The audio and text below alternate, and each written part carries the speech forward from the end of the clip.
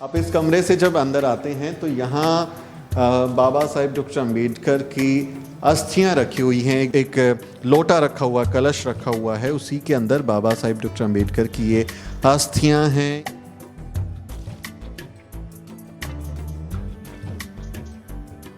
तो इस कमरे में आप देखें कि वो बेड है, यही वो बेड है जहां बाबा साहेब डॉक्टर अम्बेडकर के पार्थिव शरीर को रखा गया था।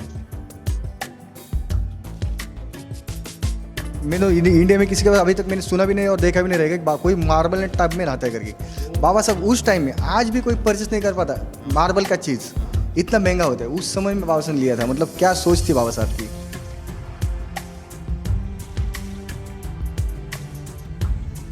इसको रमाई बाबा साहब ने स्पर्श किया है, हाथ लगाए, इसको भी कुछ किया नहीं है अभी तक। इसका हर एक फीलिंग है इसमें। आप अगर देखना है बाबा साहब को तो इधर आपको स्पर्श करके बाबा साहब दिख जाएंगे।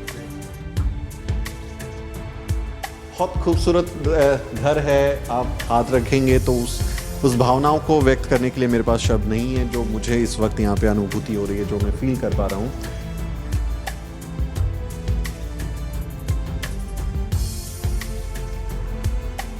Amazing feeling. It's really so inspiring and emotional. Very touchy moment for me. And being an Ambedkarite, you should visit this house. You should come. इसी घर में बैठ के ही किसी दिन बाबा साहब ने सोचा होगा कि मैं जातिवाद को खत्म करूंगा।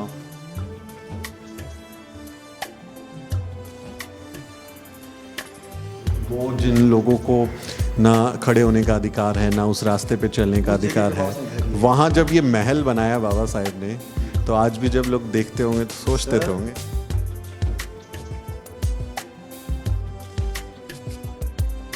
हिंदू कॉलोनी जो हमारी एक आइडियोलॉजिकल लड़ाई भी जिस एक विचारधारा के साथ में है, वहाँ पे बाबा साहब घर खरीदते हैं, प्लॉट खरीदते हैं, उसके पीछे भी सोच रही होगी, कुछ कहानी रही होगी। कोई भी चीज़ बिना सोचे नहीं कर रही। और ये ऐसा है, ये सेंटर है हिंदू कॉलोनी का। इस घर को देखने के बाद आज भी बहुत जन को दिक्कत है, इसको हाईलाइट नहीं करने देते। या कोई अगर आप रोड पे चलेंगे, किसको पूछेंगे ना राजगृह कहाँ पे, नहीं बताएंगे आपको। लोकल पब्लिक को इस टाइम 6 दिसंबर को लाखों की भीड़ आती है, 14 अप्रैल को लाखों की भीड़ आती है, फिर भी लोकल आदमी को राजगृह मालूम नहीं रहेगा। ऐसा हो सकता है? जय भीम। स्वागत है आपका हमारी इस खास पेशकश में।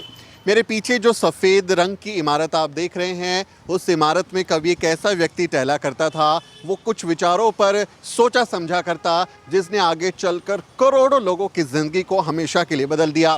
मेरे पीछे जो इमारत है उसे राजगृह कहते हैं और वो बाबा साहेब डॉक्टर अम्बेडकर का घर है।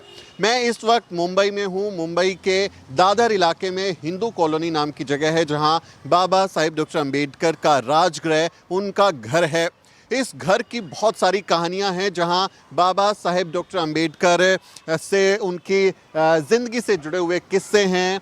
वो इस घर में रहते थे, यहाँ उनकी किताबों के लिए खास लाइब्रेरी थी, 50,000 से ज़्यादा यहाँ पर किताबें थी। और हिंदू कॉलोनी में उस समय 1935 के आसपास बाबा साहब डॉक्टर अम्बेडकर ने जब ये घर बनाया, उस समय क्या स्थितियाँ थी, कौन से उनके सामान थे, क्या चीज़ें थी, उसका मैं कंप्लीट टूर आपको कराने वाला हूँ। बाबा साहेब डॉक्टर अम्बेडकर जिस घर में रहा करते थे, उस घर में कितनी यादें जुड़ी हैं, कितनी कहानियाँ जुड़ी हुई हैं, वो मैं अभी यहाँ अंदर आपको लेके चलूँगा तो आपको देखने को मिलेगा। और बहुत सारी ऐसी जानकारियाँ मैं आपको देने वाला हूँ जो आज से पहले आपने कहीं नहीं देखी होगी, कहीं नहीं सुनी होगी। तो बने रहिए इस वीडियो में। चलिए आपको राजगृह लिए चलते हैं।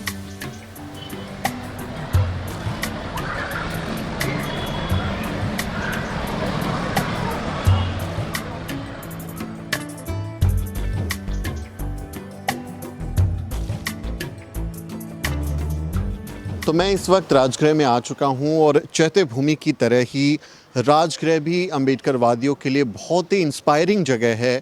और यहाँ आना, बाबा साहेब को और ज़्यादा करीब से महसूस करना और उनसे जुड़ी हुई जो चीज़ें हैं जो इस्तेमाल होती थी उस समय पर, वो जिनका उपयोग किया करते थे राजगृह में, वो यहाँ देखने को मिलती हैं। वो बेड है जहाँ बाबा साहेब के पार्थिव शरीर को रखा गया था जब दिल्ली से उनको लेके आए थे, और उनकी अस्थि कलश भी यहाँ पर रखा हुआ है।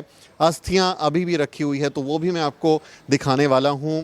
और बाबा साहेब को और ज़्यादा करीब से जानने की कोशिश हम इस वीडियो में करेंगे।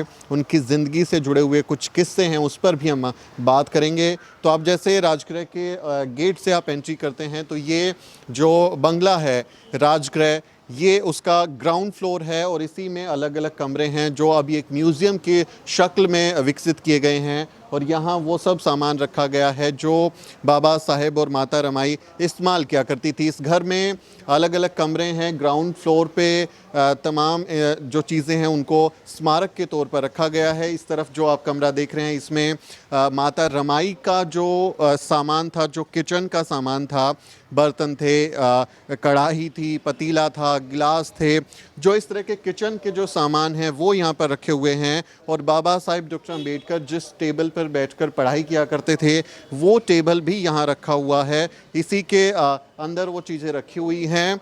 और इधर आप जो चीज़ें देखेंगे यहाँ बाबा साहेब की अस्थि रखी हुई हैं और उसके अंदर वो बेड रखा हुआ है। और जो उनकी तस्वीरें हैं, उनके कुछ चीज़ें हैं, उसको यहाँ पर रखा गया है।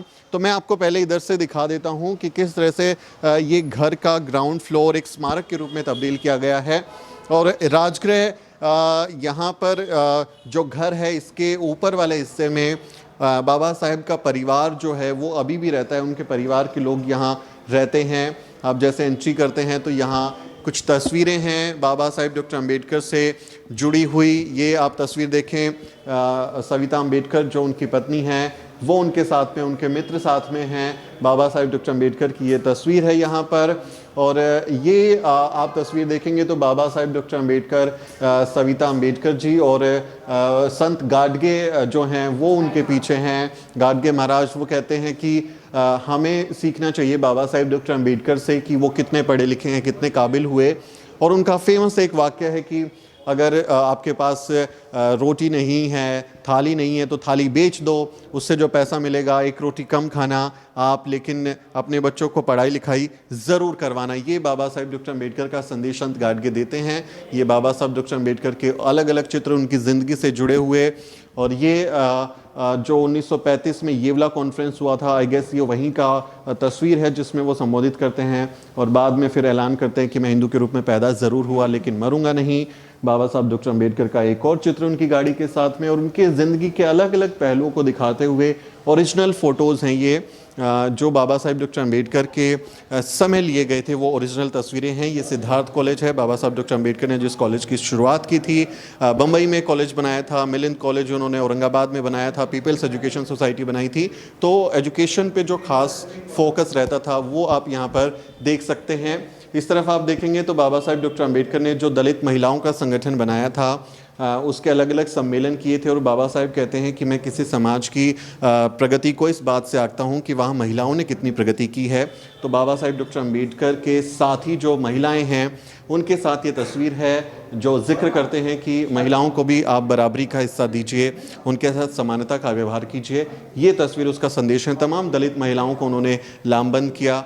आगे आप तस्वीर देखेंगे और तस्वीर है बाबा साहेब डॉक्टर अम्बेडकर की जब वो अलग अलग जगह पर जाते हैं, मंत्री के तौर पर भी, लेबर काउंसिल के सदस्य के तौर पर भी अलग अलग चीज़ों का वो दौरा करते हैं। बाबा साहेब का बहुत ही फेमस ये पोस्टर जिसमें वो टेलीफोन पे बात कर रहे हैं, बहुत ही खूबसूरत तस्वीर है उस समय की। और यहाँ वो धम्म दीक्षा का कार्यक्रम जब हुआ था, बाबा साहेब डॉक्टर अम्बेडकर ने जब धम्म दीक्षा ली थी नागपुर की दीक्षा भूमि में, सविता अम्बेडकर जी उनके साथ में हैं। ये उस समय की तस्वीर है। और आप इधर देखेंगे ये तस्वीर देखिए, ये सेंट्रल जेल के बाहर है, यरवदा सेंट्रल जेल, यरोड़ा जिसको ये लोग कहते हैं, जहाँ पर पूना पैक्ट साइन किया गया था, वहाँ की तस्वीर है ये। और पूना पैक्ट का जो इतिहास है आप लोग जानते होंगे, उस पर हमने स्पेशल वीडियो भी किया है, वो आप देख सकते हैं। और ये संविधान सभा की एक तस्वीर है जिसमें बाबा साहेब डॉक्टर अम्बेडकर कॉन्स्टिट्यूशन की ड्राफ्टिंग कमेटी के चेयरमैन के तौर पर वहाँ पर काम कर रहे हैं और संविधान का बनाने का काम ये चल रहा है। ये उस समय की तस्वीर है। ये बाबा साहेब डॉक्टर अम्बेडकर की तस्वीर जब वो थोड़ा और बुज़ुर्ग हो गए हैं, उनकी तबीयत आप जानते हैं लगातार ख़राब रहती थी, उस तस्वीर का हिस्सा है। नानक चंद रत्तू हैं उनके साथ में जो सहारा देते हैं और डॉक्टर सविता अम्बेडकर जो हैं वो यहाँ पर हैं। तो तो ये जो तस्वीर है ये वो तस्वीर 26 अलीपुर रोड दिल्ली में जब बाबा साहेब का महापरिनिर्वाण होता है 6 दिसंबर 1956 का, उस समय की तस्वीर है। बाबा साहेब डॉक्टर अम्बेडकर का पार्थिव शरीर रखा हुआ है और ये उस समय के भारत के प्रधानमंत्री जवाहरलाल नेहरू, उनकी कैबिनेट के सदस्य और तमाम जो बड़े लोग थे वो बाबा साहेब को सम्मान के तौर पे उनको श्रद्धांजलि देने के लिए आए थे। तो ये उस समय की उनकी तस्वीर है बाबा साहेब डॉक्टर अम्बेडकर की, जिसमें उनका पार्थिव शरीर है। और फिर आप जानते हैं दिल्ली से किस तरह से उनका जो पार्थिव शरीर है उसको बम्बई भेजा गया ताकि दिल्ली में एक बड़ा स्मारक ना बन सके, और क्योंकि वहाँ गांधी की समाधि है तो उससे भी बड़ी समाधि बन जाती तो वो और ज़्यादा पॉलिटिकली भी एक चैलेंज हो जाता, तो उनको भेजा गया बम्बई और यहाँ फिर उनकी समाधि चैत्य भूमि पर बनाई गई है। इस कमरे में आप देखेंगे तो यहाँ कई चीज़ें हैं जो बाबा साहेब इस्तेमाल किया करते थे। उमेश, अगर आप हमारे साथ थोड़ा बात कर पाएँ तो उमेश हैं यहाँ पर जो ये तमाम इंतज़ाम देखते हैं, इनकी देखरेख करते हैं। बहुत बहुत स्वागत उमेश। जय सर। ये जो बाथ टब है ये इसके बारे में बताएं ज़रा। अभी बाथ टब जो है बाबा साहब ने कुछ तो 2000 या 2015 में कुछ रुपीज़ में कुछ परचेस किया था लंदन से, उसे इटालियन मार्बल कहते हैं। अच्छा। इसे हाँ, और ये मैंने इंडिया में किसी का अभी तक मैंने सुना भी नहीं और देखा भी नहीं रहेगा कि कोई मार्बल ने टब में नहाता है करके। बाबा साहब उस टाइम में, आज भी कोई परचेस नहीं कर पाता मार्बल का चीज़, इतना महंगा होता है। उस समय में बाबा साहब ने लिया था, मतलब क्या सोच थी बाबा साहब की। इतना हेवी है ना, 10 जन लगते उसको हिलाने के लिए। और जो ड्रेसिंग टेबल है बाबा साहब का, बाबा साहब को हैट्स क्या जो स्टिक्स रखने की बहुत ये थी, मतलब इच्छा थी, अलग अलग था। उनका कहना था कि हमको एकदम स्टैंडर्डाइज रहना चाहिए, और क्योंकि उसका एक प्रतीक के तौर पे भी इस्तेमाल हुआ कि हमारे लोग जिनके लंगोटी नहीं है, तन पे कपड़ा नहीं है, वो इतनी उसमें हैं, जब वो बाबा साहेब जैसे आदमी को देखते थे तो बहुत ऊर्जा मिलती थी, इंस्पायर होते थे। ये फोटो आप देख सकते हैं, इसमें बाबा साहब ने बताया आप गुलाम नहीं है, गुलाम की जंजीर तोड़ो। वैसे ही कपड़े दिए जो इसे अपनी पब्लिक पहनती थी, जो अपने लोग जनता। जो उनका अखबार है उसका स्पेशल एडिशन, इसको मैं मिरर कहता हूँ। मिरर क्योंकि हर एक का चेहरा उसमें बना नहीं सकते, वो मैं खुद को देखना चाहिए, मेरा चेहरा है। मेरे को ऐसे गुलाम में रखा था, बाबा से मेरे को जंजीर से तोड़ दिया है, मेरे को बाहर निकाल दिया है। कोई पूछता है इसका क्या मीनिंग है, मीनिंग मतलब एक ही है कि ये मिरर बनाने बाबा साहब ने 1933 में बनाया था। खुद को देखो, अरे जंजीर को तोड़ दो, वो चीज़ पे वो कहते हैं कि आप जंजीरें तोड़ दीजिए, अगर आप कैद हैं, गुलाम हैं, नहीं तोड़ सकते हैं, पैर काट दीजिए, लंगड़ा के चलिए, लेकिन आज़ादी से चलिए, आज़ाद होके चलिए। हाथ नहीं रहेंगे चलेंगे, लेकिन आज़ादी होना चाहिए। उसी की तरह आप इधर देख सकते हैं, उसमें ड्रेसिंग टेबल में अलग अलग गैप से उसमें स्टिक रखने के लिए उनको वो स्टैंडर्ड में रहते, अलग अलग स्टिक यूज़ करते हैं। वो स्टिक से हैट रखने के लिए उसका एंगल है, वहाँ पे हैट रखने के लिए डिज़ाइन किया गया होगा, क्योंकि ऐसा अमूमन होता नहीं होता है। बाबा साहब ने ये हर एक चीज़ डिज़ाइन करके ली है खुद के लिए। आप जो देखेंगे ये लकड़े का सब है, ये बर्मा का लकड़ा है, इंडियन नहीं है, म्यांमार से आया, म्यांमार का लकड़ा है। इसका लाइफ कम से कम 500 साल है, एज इट इज़ है अभी भी। इसको खाली एक बार पॉलिश किया है। अच्छा। अभी इसको और अभी भी ये बहुत अच्छी कंडीशन में है, बहुत मजबूत हो सकता है। इसका जो अपन हैंडल देखेंगे ना, ये उसी टाइम से इसको रमाई बाबा साहब ने स्पर्श किया है, हाथ लगाए, इसको भी कुछ किया नहीं है अभी तक। इसका हर एक फीलिंग है इसमें। आप अगर देखना है बाबा साहब को तो इधर आपको स्पर्श करके बाबा साहब दिख जाएंगे। एग्जैक्टली। और जब हम ये सब चीज़ें छू रहे हैं यहाँ पर जहाँ चल रहे हैं, तो ये बाबा साहेब की इस्तेमाल की हुई चीज़ें, उनका घर है जहाँ वो माता रमाई के साथ बैठा करते थे और सोचा करते थे कि मैं अपने लोगों की भलाई कैसे कर सकता हूँ। तो ये बहुत इमोशनल भी है, बहुत इमोशन से भरा हुआ है। आपके लिए भी बहुत इमोशनल होगा क्योंकि यहीं रहते हैं। जरूर जरूर। और एक्चुअली यहाँ पे आने वाली पब्लिक भी वैसे ही है, इमोशनल है, स्टडी के लिए। आज जो अब JNU का स्टूडेंट आए थे राम करके, जो कोई ये कर रहे, क्या बोलते हैं, PhD कर रहे किसी क्षेत्र में, लेकिन उसको आँख नहीं है, लेकिन बाबा साहब को इधर देखने आए थे, फील करने आए थे। वो आए ना तो मेरे को बोले कि मेरे को फील करना है, तो उनको फील करिए उसको क्या चीज़ है करके। उनको मैंने उसका फ़ोटो भी लिया भाई आपको, क्योंकि वो आँख होने के बावजूद आपको देख नहीं पाते बाबा साहब को, ये बिना आँख का देख सकता है। ये मनवादों के लोग के लिए बताना चाहता हूँ कि जो बिना आँख वाला आँख भी बाबा साहब को देख सकता है, फील कर सकता है। तुम लोग आँख है, आप देख नहीं सकते। ये की आंखें थी जो लिख रहे थे, उन्होंने तो हमको गायब करने की कोशिशें की गई हैं। ये क्या है? ये इसे अपन कहते हैं गीज़र है। हाँ, इसको पानी गर्म करने का रहता है ना, उस टाइप का है। उसमें कोयला सिस्टम है उसके अंदर। अच्छा, कोयला नीचे डालते थे तो पानी गर्म हो जाता था। पूरा नल सिस्टम है, नल लगाए हुए हैं, पाइपलाइन किया हुआ था, उसमें पाइप से बरोबर आ जाएगा, पानी जाएगा, एकदम सिस्टमेटिक। आज का इलेक्ट्रिक नहीं था पहले से, लेकिन वो इलेक्ट्रिक नहीं होने के बावजूद गीज़र यूज़ करते हैं बाबा साहब। चूल्हे पे या इस पे काम नहीं करते भाई, चूल्हा जला दिया, पानी गर्म कर दिया, ऐसा स्टैंडर्ड बहुत ज़बरदस्त था साहब। बाबा साहब चूंकि परवरिश में तो यहीं रहे, लेकिन उनकी जो हायर स्टडीज़ है वो Columbia, London School of Economics, अलग अलग जगह विदेशों में हुई, जर्मनी में गए, तो वहाँ से भी उन्होंने बहुत कुछ लिविंग स्टैंडर्ड के बारे में सीखा होगा। जी जी, वही तो है। पहले तो उनको लिविंग स्टैंडर्ड उनके पिताजी ने सिखाया। उनका मेन बीज है पिताजी, उन्होंने जो स्टैंडर्ड दिया है वो मेंटेन करते गए। वो बीज अगर खराब रहेगा तो आप कुछ नहीं कर पाओगे। इसलिए उन्होंने सूबेदार जी है ना, सूबेदार जी बाबा साहब के मेन गुरु बोलेगे तो सूबेदार जी और रमाई। रमाई नहीं रहेगी तो बाबा साहब नहीं है। बाबा साहब का काना जो है रमाई थे, और जो उनको जो स्टैंडर्ड लिविंग थे सिखाने वाले वो सूबेदार थे। ये दोनों के बिना बाबा साहब कंप्लीट नहीं हो सकते। ये तो आप मेरा खुद का ऐसा मानना है। और ये जो बाबा साहब ने खुद का डिज़ाइन करके बनाया घर, इसको अपन ड्रीम होम बोल सकते हैं, क्योंकि हर एक चीज़ उन्होंने खुद बनाई हुई है। इंडिया में अगर खुद का अगर घर देखें तो यही है कि खुद डिज़ाइन किया, खुद बनाया, खड़े होके कैसे कहिए क्या चाहिए, कैसे चाहिए। जब हम अपना घर बनाते हैं तो एक एक चीज़ का ख्याल रखते हैं कि ये दरवाजे का डिज़ाइन कैसा होगा, कौन सी खिड़की कहाँ होगी, तो हम बहुत इमोशन जुड़े होते हैं ना घर के साथ में। मेरे बच्चे जन्म लेंगे, वहाँ पलेंगे बढ़ेंगे, तो उस समय बाबा साहब ने भी बहुत सोचा होगा और बहुत अच्छे से इसको डिज़ाइन किया है, तो इमोशंस भी जुड़े हैं और उन्होंने अपना वक्त बिताया है। ये पंखा भी उस समय का है? जरूर जरूर, ये पंखा भी उसी टाइम के, उनके फर्स्ट फ्लोर पे लाइब्रेरी था, फर्स्ट फ्लोर पे पहले उसमें लगाया था, और ये बहुत बड़ा फैन है, हेवी। राजगृह में किताबें रखी गई हैं। बाबा साहब जो जिस रूम में स्टडी करते थे, जो पूरे जो बहुत सारे बुक्स थे बाबा साहब के, कहते हैं लोग 25,000 थे, लेकिन कुछ रहेंगे, जितने भी रहेंगे, पूरा फ्लोर भरा हुआ था जी। उस फ्लोर पे उनका वो फैन था उसमें। और इसमें और एक बात ऐसी इंटरेस्टिंग बात मेरे को तो लगती है, एक आप एक विंडो की इधर एक कैमरा कीजिए, आपका देखा जाएगा, एक विंडो के साइड में एक होल है, उसमें से आप नीचे अगर कुछ जलाएंगे, पहले क्या कहता है दिया जलाना पड़ता था, वो दिए से धूल जो निकलता है उसका काला काला, उससे दीवार काली होती थी। तो इसको होल दिया है जो अंदर धूल जाए, काला प्लानिंग और उसका आउटलाइन कुछ नहीं, लेकिन उसका जो बेस है अंदर जो जाएगा काला, वो अंदर जाएगा, घर को डैमेज नहीं करेगा, घर को डैमेज नहीं करेगा।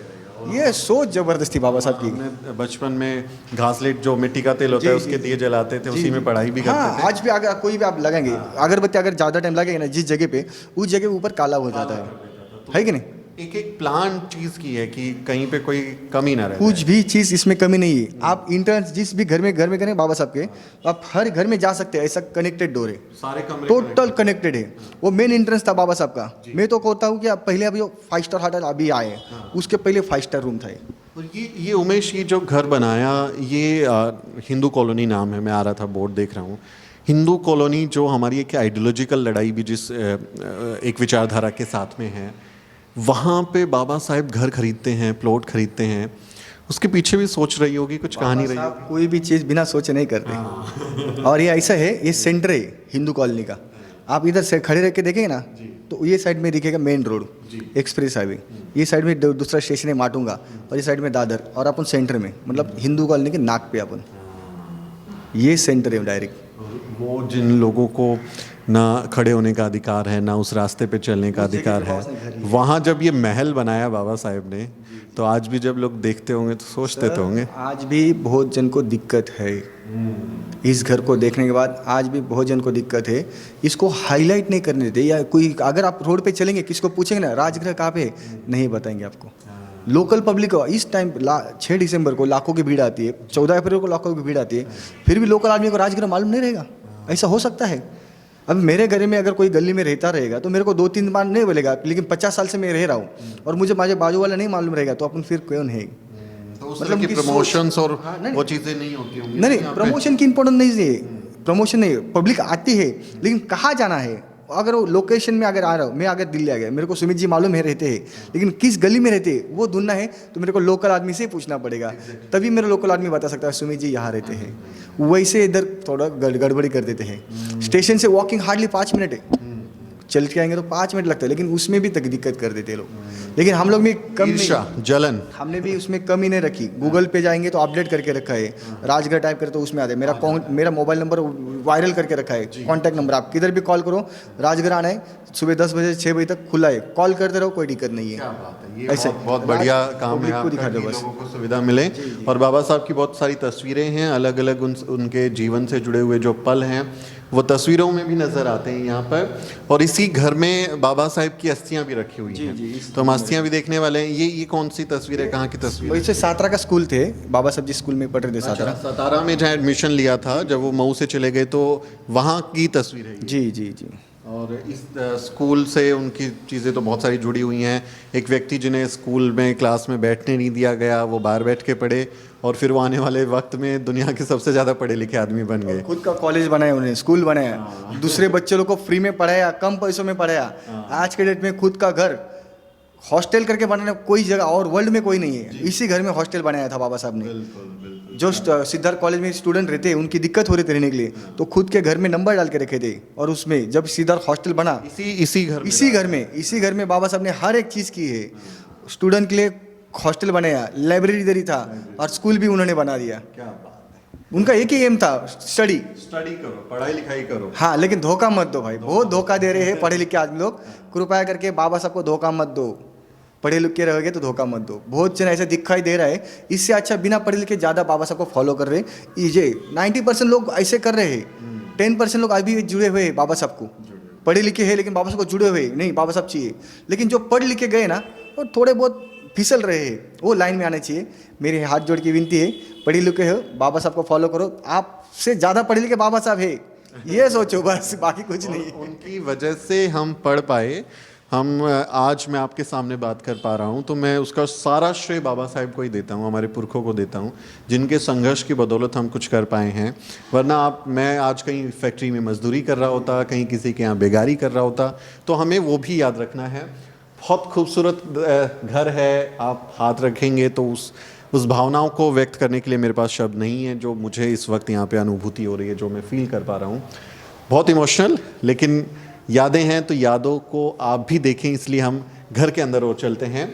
आप इस कमरे से जब अंदर आते हैं तो यहाँ बाबा साहेब डॉक्टर अम्बेडकर की अस्थियाँ रखी हुई हैं। एक बहुत ही खूबसूरत चित्र है बाबा साहेब डॉक्टर अम्बेडकर का, और इस जगह पर ही बाबा साहेब डॉक्टर अम्बेडकर के जो रिमेन्स हैं, जो अस्थियां हैं, वो यहाँ पर इस कलश में रखी हुई हैं। ये जो कलश आप देख रहे हैं, इसके अंदर आप देखिए, अगर कैमरा आपको दिखा पाए, और आप देखेंगे इससे एक लोटा रखा हुआ, कलश रखा हुआ है, उसी के अंदर बाबा साहेब डॉक्टर अम्बेडकर की ये अस्थियां हैं, ये रिमेन्स हैं, जिसमें वो मुझे नज़र आ रहे हैं। आप भी देख पा रहे होंगे कि बाबा साहिब के जो अंतिम संस्कार के बाद जब उनके शरीर को अग्नि के हवाले किया गया, उसके जो रिमेन्स हैं उसको रखा गया है। चैत्य भूमि पर भी हैं और ऐसी कई जगह पर उनके रिमेन्स को रखा गया। ये राजगृह आज एक मेमोरियल की तरह से है। तथागत बुद्ध की बहुत खूबसूरत तस्वीर, और यहाँ खड़े होना, बाबा साहिब के बारे में बात करना, उनकी अस्थियों के बारे में बात करना, मेरे पास शब्द नहीं है। I can not describe in words, but it's amazing feeling, it's really so inspiring and emotional, very टची moment for me. And being an Ambedkarite, you should visit this house, you should come. इसी घर में बैठ के ही किसी दिन बाबा साहब ने सोचा होगा कि मैं जातिवाद को ख़त्म करूँगा और भारत से जो भी जाति के आधार पर भेदभाव होता है उसे ख़त्म करेंगे, समतामूलक समाज बनाएंगे। तो बाबा साहेब के आइडिया जो हैं वो, उसकी भी अनुभूति होती है। उमेश, इस कमरे में खड़ा होना अपने आप में मतलब भाव विभोर कर देने वाला है। तो इस कमरे के बारे में कुछ खास बातें हैं? इस कमरे का सबसे बड़ी खास बात यही है कि जब बाबा साहब का देहांत या रमाई का देहांत हुआ तो उनका पार्थिव शरीर इधर रखा था अंतिम दर्शन के लिए। उसके बाद बाबा साहब का पार्थिव शरीर इसी कमरे में रखा हुआ था। उसके बाद भैया साहब का पार्थिव शरीर इसी कमरे में रखा हुआ था, क्योंकि ये सब कनेक्टेड है, कोई आ सकता है, जा सकता है, और इसलिए अस्थियाँ भी इधर ही रखी है। जी, ये घर का बहुत इंपॉर्टेंस है और ये फीलिंग वाला, टचिंग वाला है। बाबा साहब को देखना है तो फीलिंग आए बिना फीलिंग नहीं कर सकते आप। ऐसे यहाँ पे बाबा साहब को सामने दिखते हैं, आपको वैसे फील करेंगे तो बाबा साहब दिखाई देंगे। और इसको पूरा मेंटेनेंस अम्बेडकर फैमिली करती है, जो कि ऊपर फैमिली रहती है, प्रकाश जी, भीमराव जी, आनंद राज जी, ये पूरी फैमिली मेम्बर फर्स्ट फ्लोर पे रहते हैं और वो सब इसका मेंटेनेंस खुद देखते हैं। इसलिए इसने प्राइम लोकेशन पे आज भी जैसे कि वैसे है। नहीं तो आजकल अगर कोई रहता तो इसको बेच के स्वाहा कर देता, क्योंकि इसका करोड़ की जब प्रॉपर्टी, एक 1 BHK की दर 1.5 करोड़ तक जाता है इस लोकेशन में। ये तो 8000 स्क्वायर फुट का जगह है। ये 8000 करोड़ में कितना बन सकता है। लेकिन अम्बेडकर फैमिली है जो उन्होंने अभी तक तंग धर के रखा है कि नहीं, इस बात ये बाबा साहब तारीफ बनती है, क्योंकि ये म्यूजियम नहीं था पहले। ये अम्बेडकर फैमिली ने खुद उनके पास जो सामान जो किधर रहेगा वो सब निकाल के अच्छे से सजो के इधर रखा है कि पब्लिक को देखना चाहिए बाबा साहब क्या है, बाबा साहब कैसे है। क्योंकि बाबा साहब के बाद में बाबा साहब के जो बाजू में रहते थे ना, उन्होंने सब लेके गए। जो भी आप देखेंगे बाबा साहब के जो कभी बांधते ना, उसने अपना अपना सामान लेके भाई निकल गए। अभी बहुत सारा डम करके रखा है सामान, हर एक के घर में सामान रखा हुआ रहेगा। आप ढूंढेंगे तो आपको पता चलेगा, मेरे घर में हैट रहेगा, मेरे घर में, हालांकि उसको समाज को दिखाओ, जनरल पब्लिक को दिखना चाहिए। साझी धरोहर है कि हम बाबा साहेब से को करीब से महसूस कर सकें। आप इधर जब आप आएंगे तो इस कमरे में आप देखें कि वो बेड है, यही वो बेड है जहां बाबा साहेब डॉक्टर अम्बेडकर के पार्थिव शरीर को रखा गया था। आप देखें यहाँ पर तारीख भी लिखी हुई है और यहीं पर बाबा साहेब डॉक्टर अम्बेडकर के पार्थिव शरीर को रखा गया था। वो तस्वीर आपको नज़र आ रही होगी। दिल्ली में बाबा साहेब डॉक्टर अम्बेडकर का 6 दिसंबर 1956 को महापरिनिर्वाण हुआ। उनकी अंतिम सांस उन्होंने ली 26 अलीपुर रोड दिल्ली में, और उसके बाद उनके शव को यहाँ लाया गया और इसी बेड पर रखा गया था। ये वही उस समय का बेड है, ऐसे इसकी को रखा गया है बाबा साहेब की याद में, सम्मान में। तो आप बाबा साहेब को महसूस कर सकते हैं।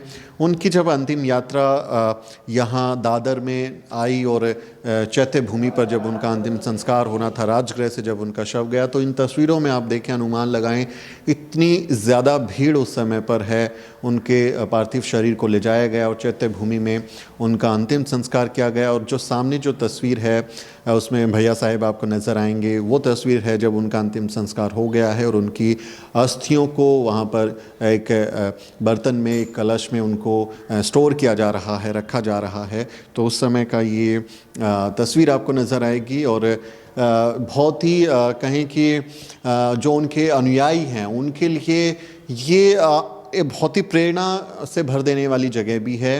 और हम अपने पुरखों को याद करते हैं तो हमें महसूस होता है कि उनकी ज़िंदगी कैसी रही होगी, वो किस तरह से चलते होंगे, कैसे बातें करते होंगे, कैसे उनके हाव भाव होंगे। आप अपने दादा परदादा के बारे में, अपने पुरखों के बारे में अपने घर वालों से बातें करते होंगे, बताते होंगे कि मेरे जो पुरखे हैं वो मूछे रखते थे, वो बहुत ही बलिष्ठ थे, ताकतवर थे। वैसी ही कहानियाँ यहाँ बाबा साहेब डॉक्टर अम्बेडकर से जुड़ी हुई हैं। उन कहानियों में उनके जीवन के संघर्ष, उनकी प्रेरणा और जो उनके विचार थे कि सब कुछ मुझे प्लान करके और एक मजबूती के साथ में पेश करना है, ताकि ये जो घर है हिंदू कॉलोनी में, जब इसके बाहर से एक दलित समाज का, वंचित समाज का आदमी निकलेगा, बहुजन समाज का व्यक्ति जब इस घर को देख के निकलेगा तो उसमें हिम्मत आए, उसमें प्रेरणा आए, वो ये समझें कि मेरे समाज का ही एक डॉक्टर अम्बेडकर इस तरह से रह रहा है तो मैं भी रह सकता हूँ। यही बाबा साहेब ने कोशिश भी की होगी कि यहाँ पर प्लानिंग करके ये घर बनाया और यहीं पर उनकी अस्थियों के पास में खड़े होना, उनको महसूस करना भाव विभोर कर देने वाला है। इमोशनल मोमेंट है। यहाँ आप देखें बाबा साहेब के पिता, हमारे पिता के भी पिता बाबा साहेब को हम सब अपने फादर फिगर के तौर पे याद करते हैं।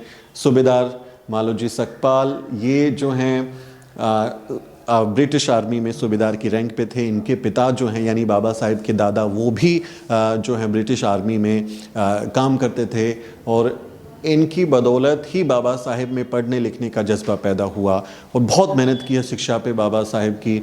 और बाबा साहेब बहुत इस बात को सराहते हैं कि मैं जो बन पाया हूँ उसमें मेरे पिता का जो योगदान है, जो श्रम है, जो मेहनत है, जो त्याग है, वो एक बड़ी वजह है। तो बाबा साहेब के पिता की तर्ज पर ही हम सबको ये सीख लेनी चाहिए कि हम अपने बच्चों को पढ़ाएं।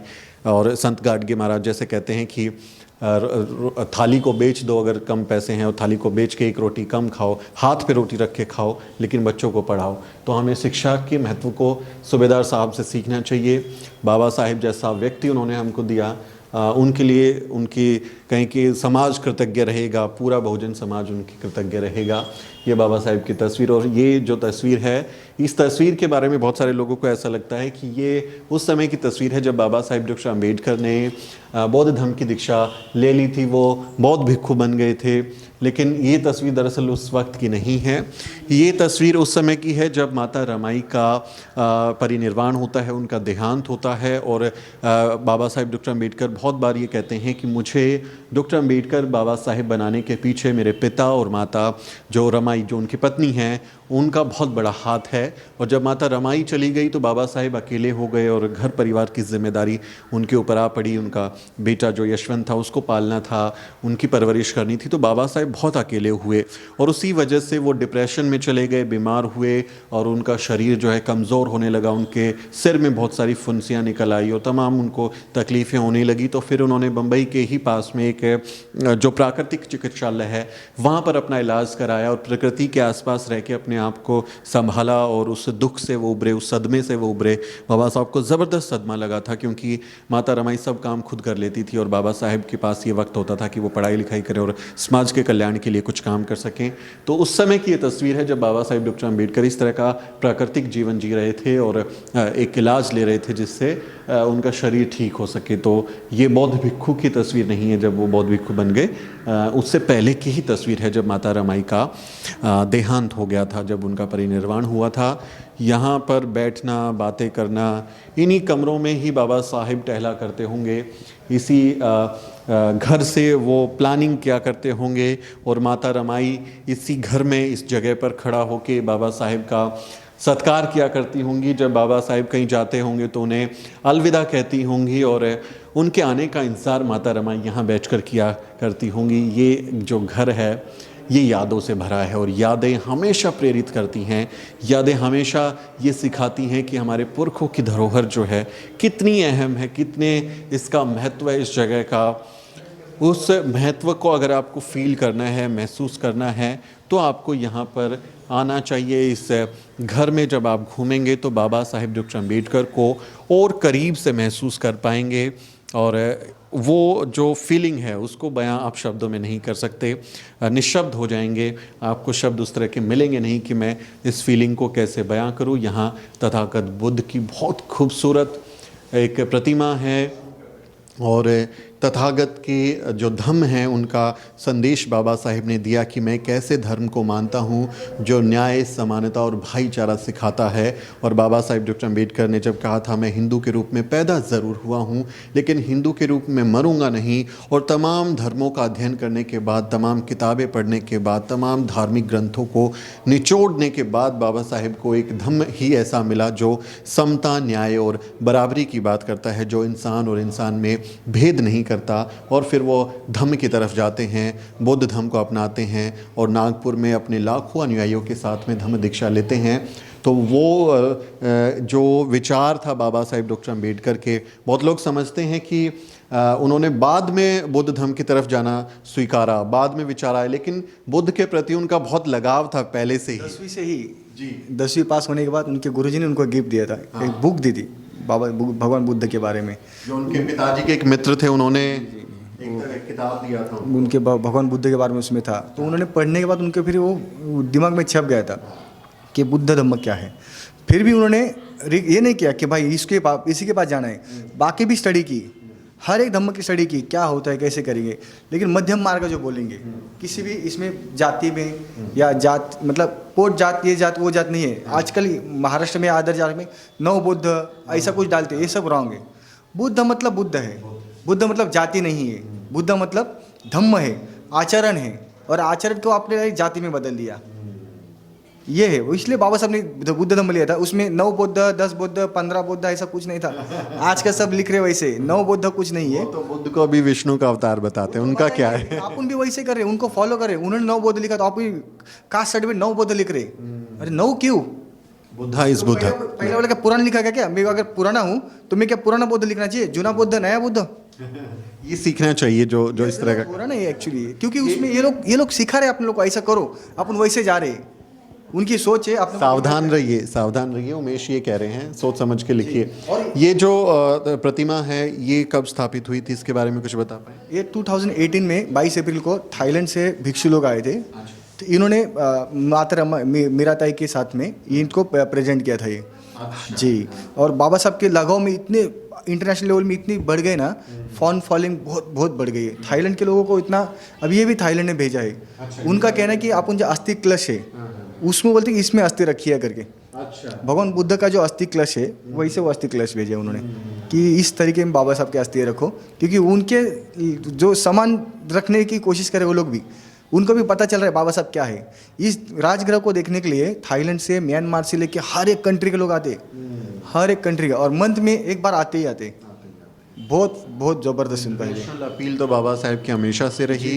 अंग्रेज़ों को अपनी टेबल पर बिठा के गोलमेज सम्मेलन में उनसे बात करनी पड़ी, तो उनकी अपील तो ग्लोबल थी। और लेकिन अब मुझे लगता है और ज़्यादा लोग उनके बारे में जानने लगे। आज ही 5 दिसंबर को ये बाबा साहब के पोते भीमराव जी को म्यांमार अपने इसमें कौन सा कोई कंट्री है उसमें उन्होंने डॉक्टरेट दी है।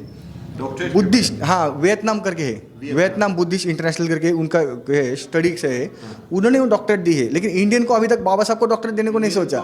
बाबा साहब को अभी तक डॉक्टरेट नहीं दे पाए वो लोग। इनकी सोच देखो। उस्मानिया यूनिवर्सिटी ने उनको डॉक्टरेट जी, की मान्यता उस्मानिया दिया, मतलब वो भी लेकिन देखो ना। बाकी आप जानते हैं जी उनको जी जी, तो बाकी लोग ने अभी तक उसमें कुछ उन्होंने सोच पढ़ने नहीं दिया, डॉक्टरेट की उपाधि क्या देते हैं। तो बाकी लोग को 2-2 3-3 डॉक्टरेट दे रहे, लेकिन बाबा साहब को देने के लिए अभी भी सोच रहे। अब वो उनकी डॉक्टरेट के भरोसे भी नहीं है। बाबा साहब का जो कद है वो इतना विस्तार है, उस कद का इतना कुछ है कि अब पूरी दुनिया उनके बारे में जान रही है, समझ रही हैं। बाबा साहेब अपने आप में एक ऐसा इतिहास, एक दस्तावेज़ बन चुके हैं जहां उनका नाम ही काफ़ी, और पूरी दुनिया इस चीज़ को महसूस कर रही है। दुनिया भर में उन पर रिसर्च हो रहा है। क्या उमेश, आप हमको लाइब्रेरी वाला सेक्शन दिखा सकते हैं? वही लाइब्रेरी वाला सेक्शन, लेकिन फिर उसमें ज़्यादा कुछ है नहीं है। बहुत सारे पुस्तक अपन सिद्धार्थ कॉलेज में है, उधर शिफ्ट की है। 1954 के बाद में स्टार्ट हुआ था शिफ्टिंग में। वैसे आपने मिलिन कॉलेज गए थे आप, उधर जी, वहाँ पे भी बुक्स रखे हुए बाबा साहब के। वैसे ही बाबा साहब किताबें जो हैं वो शिफ्ट करा दी गई, क्योंकि बुक्स रखने से खराब हो जाते हैं तो स्टूडेंट में कुछ असर हो जाएगा, देखने मिलेंगे या कुछ तो उसका केयरिंग हो जाएगा। वो हिसाब से उधर बाबा साहब ने उधर शिफ्टिंग चालू किया था। अभी यहाँ पे जो छोटा सा बुक रखा था और वो बर्तन है, आपने जो बाद में आप फोटो के माध्यम से उसको दिखा दीजिए, वैसे अभी वीडियो शूट्स अलाउड्स नहीं है। मेरा मत है आप खुद आके देखिए, बहुत अच्छा फील होएगा। आके देखने से और कैमरे में देखने से फ़र्क गिरेगा, फ़र्क होगा। और यहाँ आने के बाद जो भावनाएं आएंगी उसकी बराबरी तस्वीर और वीडियो तो नहीं कर सकती, लेकिन इस तस्वीरों को देखकर आप कम से कम अपने आप के बारे में, बाबा साहब के बारे में जो रिश्ते हैं उनके बारे में समझ सकते हैं, महसूस कर सकते हैं, करीबी बढ़ा सकते हैं। उसी का ये प्रयास है। और ये ग्राउंड फ्लोर का जो सेक्शन है बाबा साहेब डॉक्टर अम्बेडकर का, ये हमको आना चाहिए। आप मुंबई जब भी आएँ, दादर में ये जगह है राजगृह। ये नाम ही काफ़ी अपने आप में। और राजगृह क्योंकि एक बुद्धिस्ट जगह थी, पुराने समय का बुद्धिस्ट इतिहास में उसका अस्तित्व है। उसी के नाम पर बाबा साहेब डॉक्टर अम्बेडकर ने राजगृह इसका नाम रखा था, जहाँ लाइब्रेरी उन्होंने बनाई थी और 50,000 से ज़्यादा किताबें यहाँ स्टोर की गई थी। तो आप जब कभी आएँ तो बाबा साहेब डॉक्टर अम्बेडकर के यहाँ ज़रूर आएँ, और इस जगह पर जहाँ बाबा साहेब की अस्थियाँ रखी हैं, जहाँ उनका घर है, यहाँ थोड़ा वक्त बिताएं और उनको और करीब से महसूस करें। हम सब जानते हैं कि हम बाबा साहेब कोई चमत्कार करने वाले व्यक्ति नहीं हैं। वो कोई देवता जो काल्पनिक चीज़ें गढ़ी गई हैं वैसे नहीं है कि वो मेरे दुख तकलीफ़ों को दूर कर देंगे, मैं बीमार हूँ तो मेरी बीमारी को दूर कर देंगे, मैं गरीब हूँ तो मैं अमीर बन जाऊँगा। ऐसी कोई इच्छाएँ, ऐसी कोई भावनाएँ नहीं हैं। लेकिन हम सब जानते हैं बाबा साहेब ने जो प्रयास किए हैं उसकी बदौलत आज हमारी ज़िंदगी में ऐसे ऐसे बदलाव आए हैं कि जो काल्पनिक चमत्कार हैं वो उसके सामने फीके पड़ जाते हैं। इसलिए बाबा साहेब के सम्मान में उनकी जगह पर लाखों लोग हर साल आते हैं। भारत में क्या, दुनिया में भी कोई ऐसे व्यक्ति, ऐसे फिगर नहीं होंगे, कोई ऐसे नेता, हीरो नहीं होंगे जिसके सम्मान में इतनी तादाद में लोग आते हैं। चैत्य भूमि हो, दिल्ली का 26 अलीपुर रोड हो, या ये राजगृह हो, दीक्षा भूमि हो नागपुर का, हर जगह जहां बाबा साहेब से जुड़ी हुई यादें हैं, लाखों लोग आते हैं अपने पैसे से। आप देखें पॉलिटिकल रैलियां लोग कराते हैं, बसें भर के लाते हैं, खाना खिलाते हैं, पैसा देते हैं, तब जाके भीड़ जुटाते हैं। और यहाँ जो बाबा साहेब की मानस संतानें हैं वो खुद पहुँचती हैं और बाबा साहेब के प्रति अपना सम्मान अर्पित करती हैं। बहुत ही भावुक कर देने वाले पल, बहुत ही इमोशनल कर देने वाले क्षण हैं। आप आइए, राजगृह में बैठिए, यहाँ बाबा साहेब को करीब से महसूस कीजिए। इस टूर में इस घर को जो हमने दिखाया, जो बातें बताई हैं, उस पर आपकी क्या राय है? इस वीडियो स्टोरी पर आप क्या सोचते हैं? राजगृह पे बाबा साहेब से जुड़ी हुई कुछ आपकी यादें हैं, हमसे साझा करें और हमारे चैनल को भी ज़रूर सब्सक्राइब करें। मेरा नाम सुमित चौहान है और इस वीडियो स्टोरी को रिकॉर्ड करने में मेरी मदद कर रहे हैं मेरे सहयोगी मोहित कुमार। अगले किसी वीडियो में मुलाकात होगी। जय भीम।